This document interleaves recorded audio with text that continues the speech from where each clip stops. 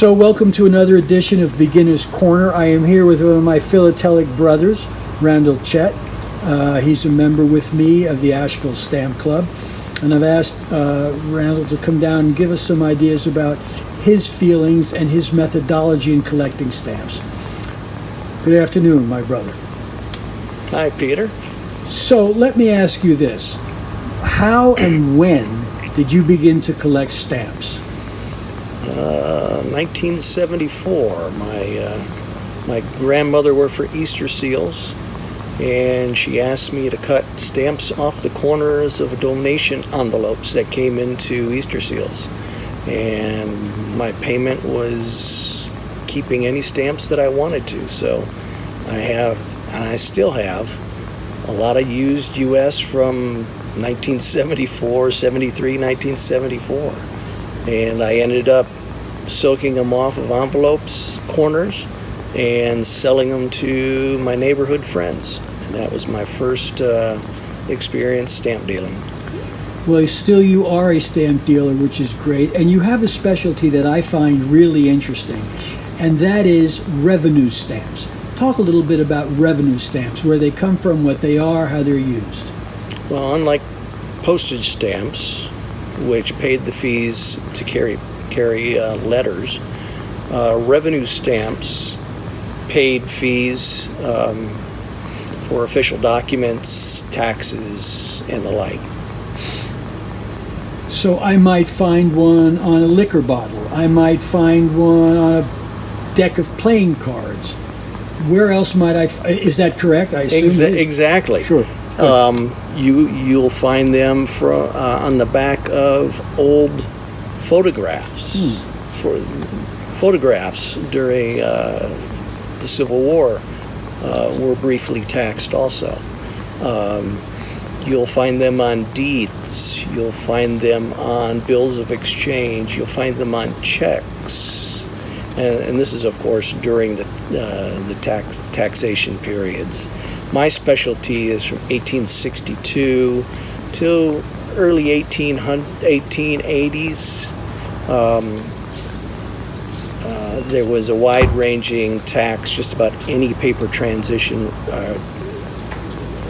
just about every paper transaction was taxed to help pay for the Civil War. So how does one go about collecting revenue stamps, other than going to you and asking you to sell them a few? What's the best way to do that? There are just so many thousands of revenue stamps, just like postage stamps and other collectibles, for instance, available on eBay. Okay, that leads me into my next question. Thank you, Randall, for the softball. I'm a beginner stamp collector, right? I want to go and buy stamps on eBay. What do I need to know? To me, it's the Wild West, which is a term that you've used before and we've spoken. What do I need to know? How do I go there without getting my pants burned? Well, luckily, most stamps, whether postage or revenue, are fairly inexpensive, and experience is always the best teacher. So I would recommend joining a local club, joining the APS, the American Philatelic Society. There are still stamp verses, stamp shows that you can go to where you can talk to dealers, ask questions, get an education. Don't spend too much money on eBay. If you do spend a lot of money on eBay, try to buy stamps that have been certified, and just try to buy from established dealers, whether on eBay or at a show. I also know, and correct me when I'm wrong, because I will be wrong in part of this, a lot of folks who buy expensive stamps, we have a fellow in our club who buys pretty expensive stamps, and he will have them, and my terminology is incorrect, I'm sure, but authenticated, or are they this rating, are they that rating? First of all, are they real? If they are, then ratings. How does that system work?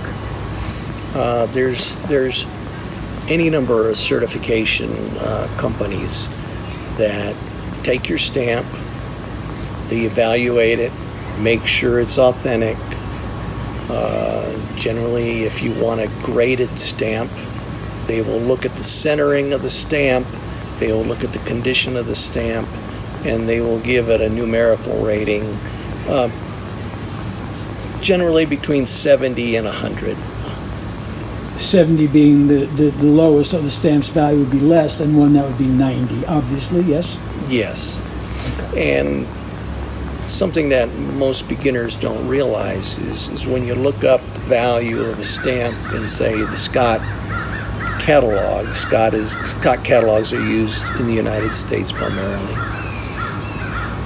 Those stamps are graded at, or the values of those stamps are in a grade of 80. That's a very fine stamp. Not all stamps are very fine. They can be a lot less. They can be a little more. And when you're getting a graded stamp, it's giving you a numeral, and it's a lot easier for you to figure out its value. I want to just change course a little bit here. We were speaking about the delivery of stamps and how stamps are processed, and you used the word of proof.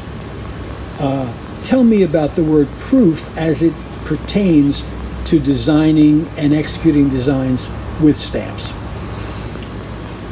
Well, my real life, I was a graphic designer, an art director, and every time I created an advertisement, I would save a little souvenir of my work. And it usually took the form of some pre-printed piece of artwork that I created. Well, the same thing goes for stamp production, whether postage stamps or revenue stamps. The artists many times saved a souvenir of their work, and that was generally in the form of a proof or an essay. And it's just one of my collecting passions. Being a designer, I identify with some of the artists that produced these little tiny pieces of art in the form of stamps. Last question for you. You know, or I know from you, that you have designed your own albums for some of your stamps. Talk to me in 30 seconds about that. When I started collecting match and medicine stamps, I found that there was no really good album pages available. So I created my own. And so now I have an album that I'd be proud to put my stamps in. So the world of stamp collecting is not only wide and varied, but never ending. You can do anything you want with it.